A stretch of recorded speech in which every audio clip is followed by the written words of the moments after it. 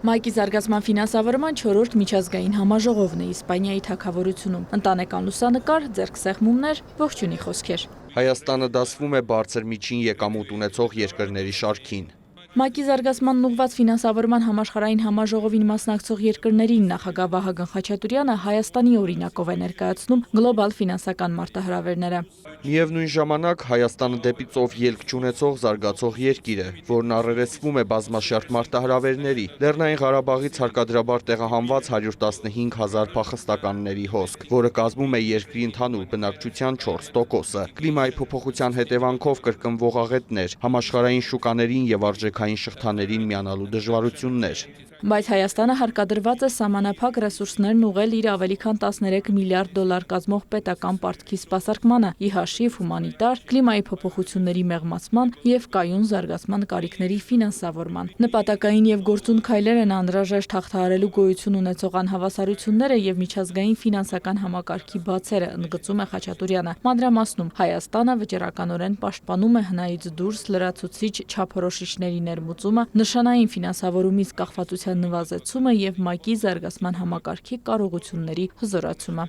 Անհրաժեշտ է ապահովել հավասար եւ արդար մուտք դեպի նոր տեխնոլոգիաներ, հաղթահարել թվային մեկուսացումը եւ մոբիլիզացնել անհրաժեշտ ռեսուրսներ կլիմայի փոփոխության, կենսաբազմազանության կորստի եւ անապատացման խնդիրները լուծելու համար։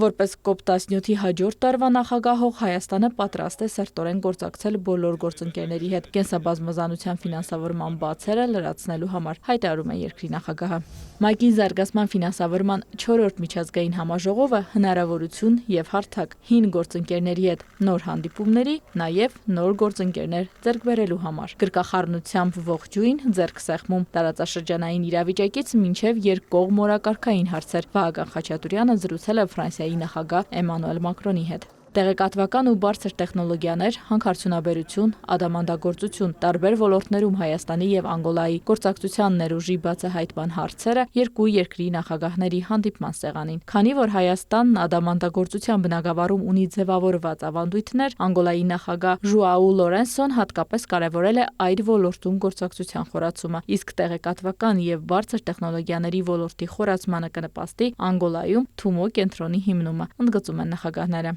Այս ձեռքսեղմումը Քենիայի նախագահ դոկտոր Ուիլյամ Ուոտոյի հետ է։ Քենիայի դեպքում էլ հարաբերությունները խորացնել է պետք տնտեսական, բնապահպանական եւ միջազգային կազմակերպությունների հարթակներում գործակցության առումներով նախագահները մանրամասներ են քննարկել։ Ուշադրության առանցքում 2026-ին Հայաստանում անցկացվելիք COP17-ն է։ Նախագահների հաջորդ հանդիպումը գուցե լինի հենց այդ համաժողովի շրջանակում Երևանում։ Հանդիպումներ էլի են լինելու։ Ուիլյամ Ռուտոն, հայ գործընկերոջը, կսպասի Քենիայում, ակնկալում է հենց այնտեղ առաջիկայում նաև Հայաստանը ունենա դեսպանություն։ Իրինա Մկրտչյան, լուրեր։